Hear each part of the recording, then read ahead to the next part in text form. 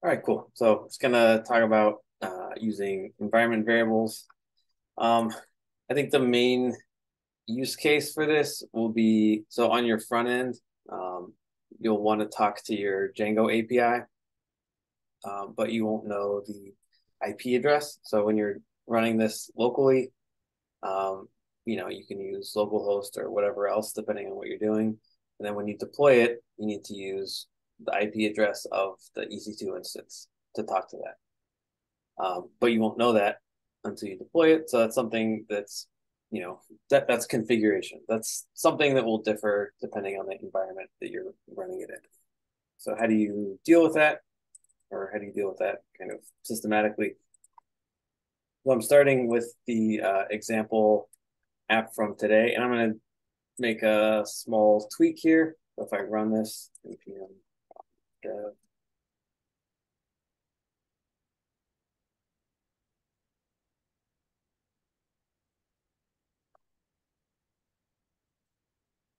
so this is the same thing. So I'm going to throw in an API call into this. So if I throw in an API call, I'm going to do it in just one of these components as an example. So in this stuff component, I'm going to import use effect, use state, and then const. So I'll just call it data, use data, state.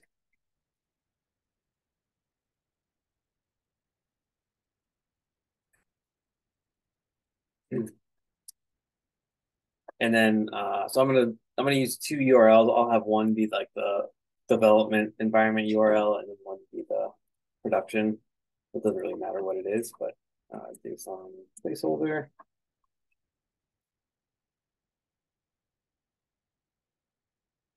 So I'll grab this one will be like one of them. We can see which one in a second.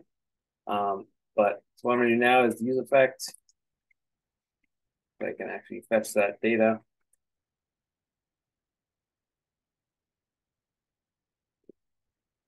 Async function get data.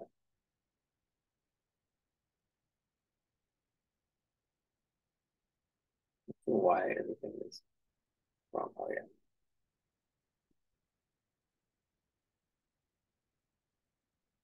Actually,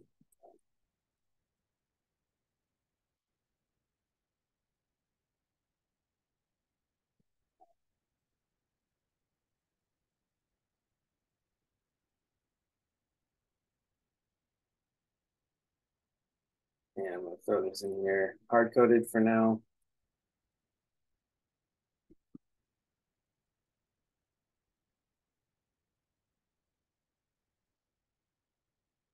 And then I'll update the state with whatever is in the body.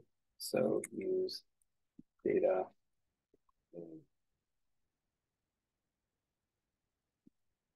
Okay. And then I'll just conditionally render whatever that is. So data, and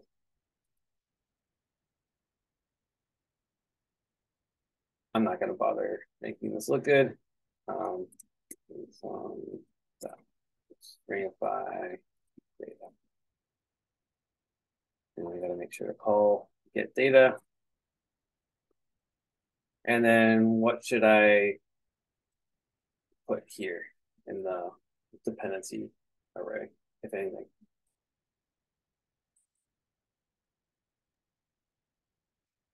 Just an empty list, or do you want to watch the state? Well, so what happens if I watch the state? And then every time the state changes, then we'll call the API again. Yeah, we'll call the API, which changes the state, And which then and so on.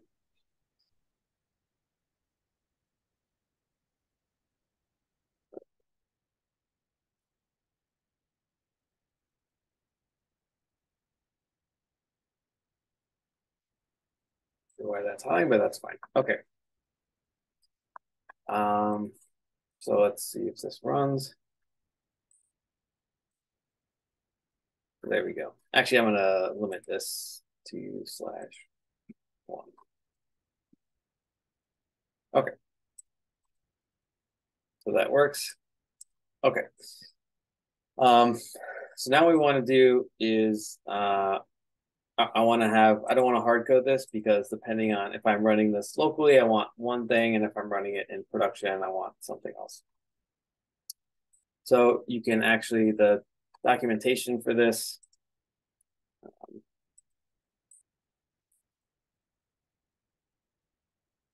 is here. So you can, there's a couple ways you can do it, but you can provide a couple environment files here. So one is .env, and I can do, I have to, whatever API key I want, I have to start it with vite. So vite base, you can call this whatever you want, API URL. And I'm gonna put this in here.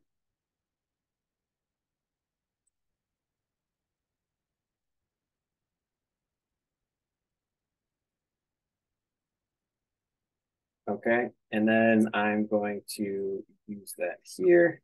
So I'll use backticks. And the way you reference that is import that, forget,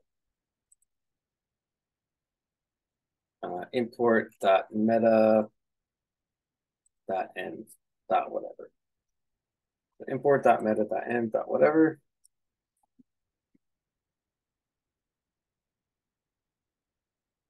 And this is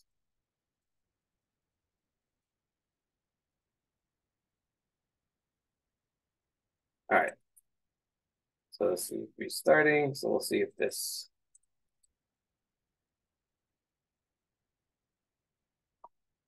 still works.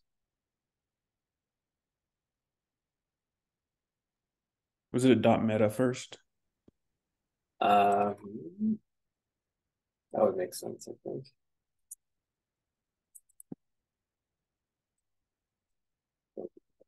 Yeah.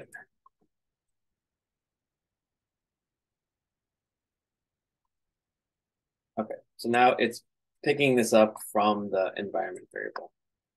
And it's just doing this locally.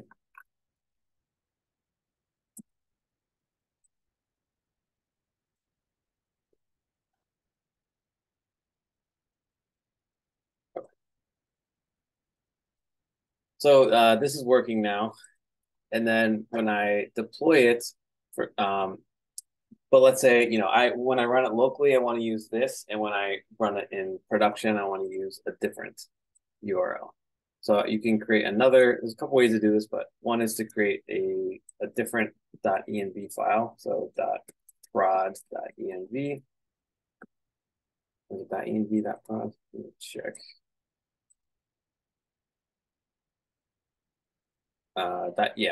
.env.prod, for example.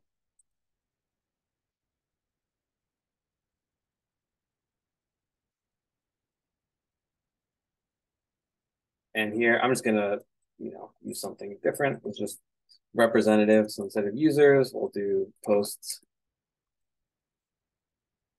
Okay. And this time, when I'm running it here, it should be the same. So I'm getting a user instead of a post. This is the username and so on. Okay, but what's the difference? So when I actually build this, if I run npm run build,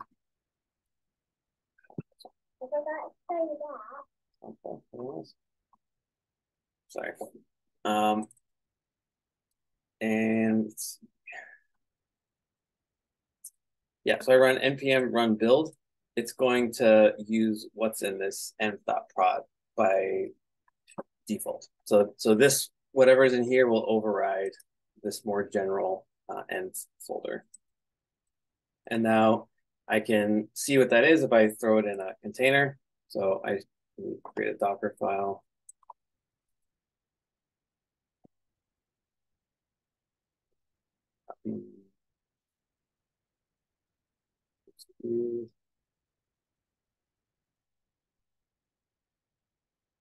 Okay, so now I'm going to build it and copy that over. So Docker build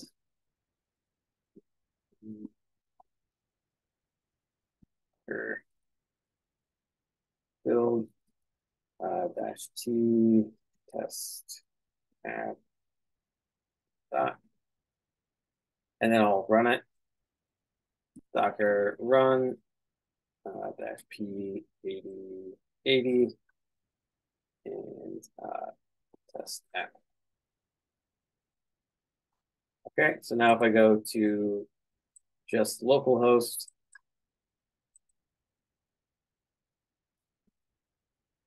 should get, let's see, should get something different here. Let me just double check these. This comes from posts. So let me go there.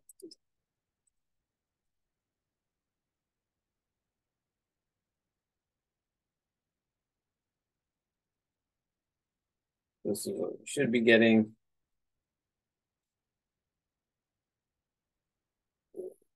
You're not getting that. Interesting. Okay, we'll have to figure this out. So I'm going to look in here and see if we can find Vite underscore.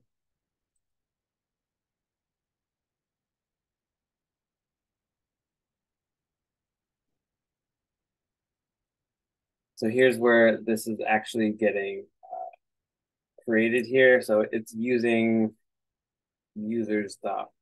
So let me look here. I shouldn't have, I think it should automatically use the production. So let me check here.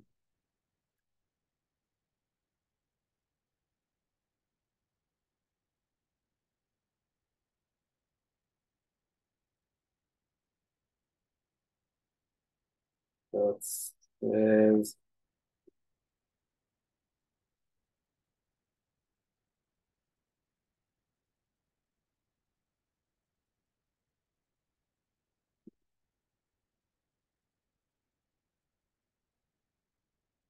well, let me try something else. I think one other thing you can do, I'll come back to that in a second, but another thing you can do when you run the build is you can provide an environment variable, like when you run it.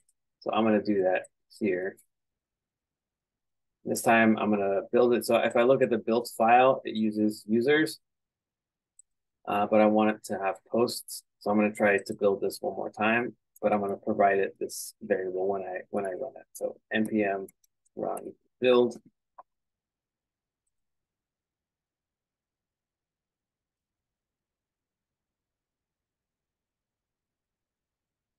Okay, so now if I go here,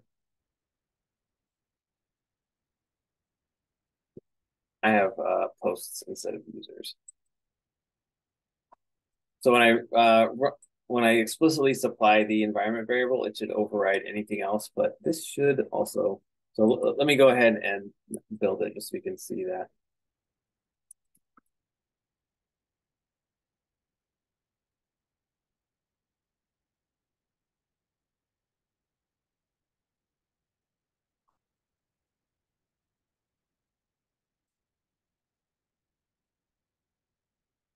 Okay, so we're getting the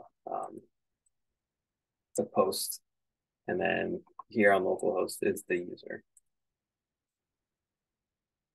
Let me that's what you did.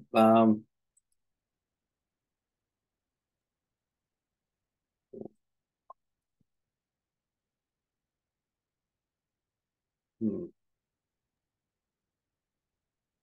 Just look at the documentation again. But in any event, this is the basic idea here. Let's see that as local. So an end file for a specific mode will take higher priority than a generic one. and did I call it? Oh, I called it prod, not production. Maybe that's the problem.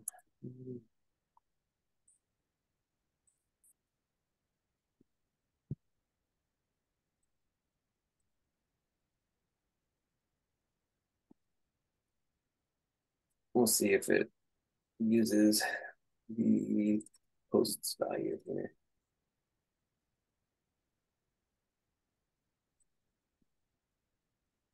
Yeah. Okay. So that was the problem. I called it prod instead of production. So yeah, so those are two ways. One is you can, if you properly name this, follow the convention, you can use this as like a general or development kind of value. And then when you want to build it, when you build something, it'll automatically be in production mode. So anything you put in here will be here. So this is like, once I figured out what the EC2 instance API will be, this will be my, talk to the Django API URL. And then this is whatever you're using in local development. So that's it. That's the basic idea.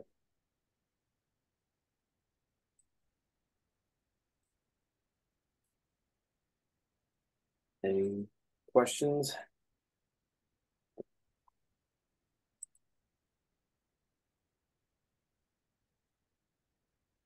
I can also, if anyone would